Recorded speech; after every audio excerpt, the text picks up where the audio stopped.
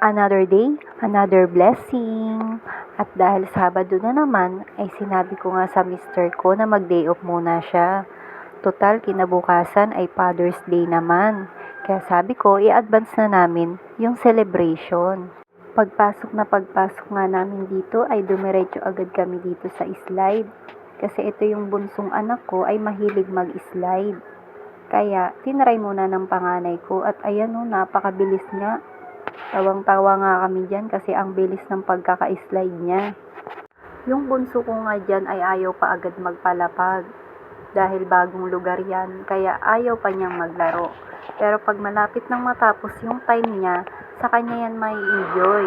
Kaya ang mangyayari, hindi agad kami nakakaalis.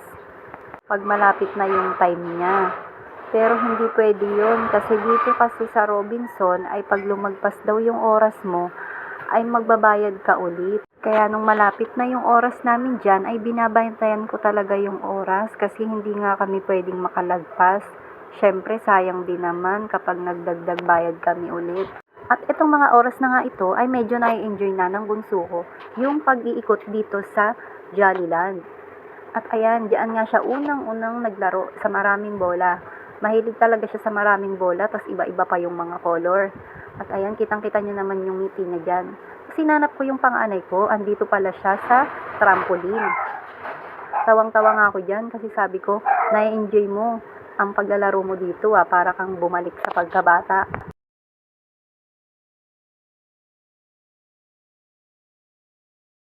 Pero medyo bata pa naman kasi 15 years old pa lang naman siya.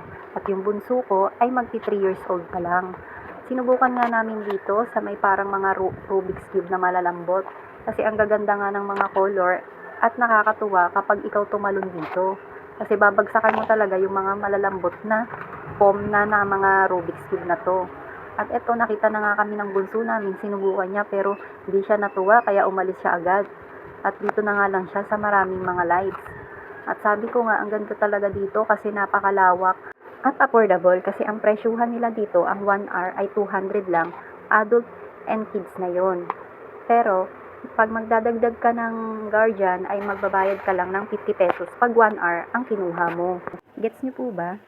Gusto talaga namin dyan 2 hours ang kunin namin. Kaso pagkatapos nga niyan ay pupunta pa kami sa El Shaddai. Kaya binabudget din namin yung oras namin dyan kasi hindi rin kami pwedeng malate doon.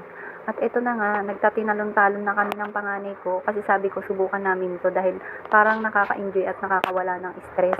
At ayan nga, hindi nga ako nagkamali. Pero sumakit pala yung ulo ko dyan. Kaya sabi ko ayoko na. At ito napagod siya. Kaya humiga muna kami dito sa maraming bola. Kala ko nga masarap din humiga dyan pero ang sakit pala sa likod. Dahil ang titigas nga ng mga bola pag tumusok sa likod mo.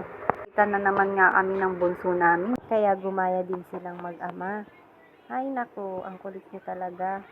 Nagbabatuhan pa sila dyan ng bola oh. At ito naman ako, tamang higa lang. Minsan, kailangan din nating i-relax yung isip natin. Lalo kung punong-puno na tayo ng stress. Hindi lang naman sa trabaho tayo na-stress, sa bahay din naman nakaka-stress. Lalo na kung wala kang ganong budget, syempre babudgetin mo yung pang-araw-araw ninyo. Kaya sabi ko, minsan lang naman to, kaya umalis din naman tayo kahit saglit lang. Hindi naman kailangan maraming pera para gumala. May kaunti ka lang naman na extrang budget, ay pwede ka nang makarating dito. At eto nakakatuwa nga kasi yung mayroon kaming batang nakitang umiikot kaya tinry din ng panganay ko. Pero nahirapan nga siya kasi ang tangkad niya kaya nahirapan siyang pabilisin yung pag-ikot. Kaya sabi niya ayoko na. At nakita ko nga itong parang banana boat kaya sabi ko itry naman natin kasi parang ang saya lang na nagaganto ka sa banana boat. Hinihintay ko nga dyan yung bunso namin para isakay din namin nga. At ayun, nakita na nga kami, kaya ang bilis niyang tumakbo dito. Pero hindi din pala siya sasakay, kaya ayun, bumaba na lang din kami. Sa pagsakay ko nga sa banana boat, ay nakita ko nga itong restroom nila. Sabi ko nga, try ko nga mag-CR. Tapos papasok na sana ako, kaya lang nakita ko na may mga tsinelas dito. Kaya sinuot ko muna ito at tiningnan ko rin kung anong itsura ng CR nila. And na-amaze ako kasi napakalinis and napakaganda. Kaya sabi ko, masarap talagang bumalik dito lalo na kung may budget ka naman. Kasi sa ibang palaruan ay na-try na rin namin. Ang 1 hour nila ay nagkakahalaga ng 260 pesos. Adult and kids naman na yun. Pero dito, 200 lang kasama na yung adult. Pero, magbabayad ka nga kung gusto mo magdagdag ng another adult. Sa 1 hour nila ay 50 pesos lang naman and sa 2 hours nila ay 100. Kaya, sabi ko, tama lang din naman yung presyo. At ito na nga, nakita namin din yung ulit yung slide na napakaganda. Pero parang nakakatakot nga kasi parang paikot siya. Tapos medyo mabilis din yung pagkakabagsak mo. Sabi ko nga susubukan namin yan. Pero nung natapos na yung oras namin ay nakalimutan na nga namin dyan pumunta. Meron din pala sila ditong parang mga babatuhin mo yung nasa screen, tapos mamamatay yung mga parang zombie yata yan.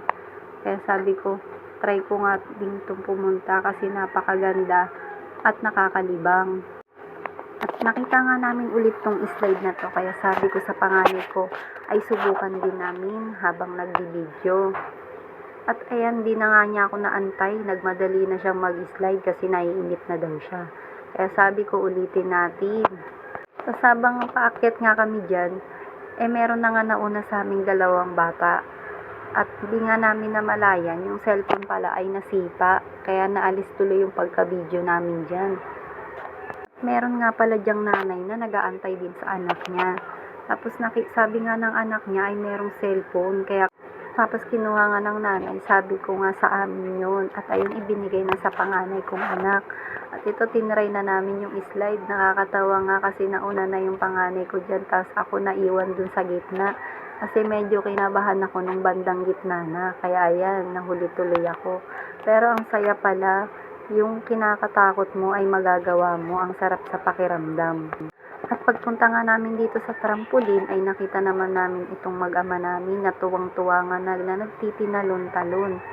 Tapos nung medyo bumilis ay natakot na nga dyan yung bunso ko kaya inayawan na niya. Kaya sabi ko, sige na, tama na yan at baka mahilo yan. Tapos hindi pa pala sila nakontento, andito naman sila sa malaking trampoline. Ayan, nakaupo naman sila, tuwang-tuwa.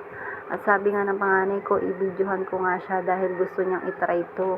At ayan, nagpara ikot-ikot na naman na siya dyan. Kaya medyo napagod siya ng sobra.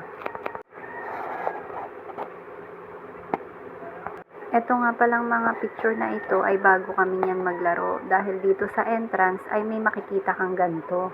At ayan, tuwang-tuwa nga yung baby ko dyan kasi napakarami ng magagandang kulay.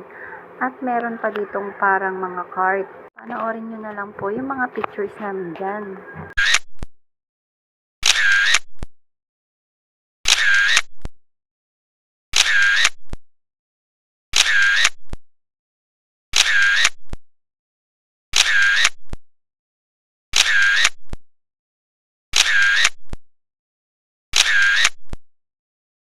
At dahil nga na-enjoy niya ang malalambot na square na to, ay binalikan niya na naman tong mga square na malalambot na to. O, diba? Sabi ko nga dyan kay Mr. ay kami naman ni Baby Jewel ang magta-trampoline at kita nyo naman yung enjoy ng nanay dyan. Ito nga pala yung video ng Mr. ko nung papunta sa amin si Baby Jewel sa banana boat. Pagkatapos naman ay nag-slide kami dito sa small slide lang naman to, medyo mababa lang. Kaya kayang-kaya naman ni Baby Jewel. Pero medyo patirik siya kaya hinawakan ko pa din. Tapos, ito naman kuya niya nagpa-video kasi sabi niya i-videohan daw siya dahil dito tatalon daw siya sa maraming mga square na malalambot.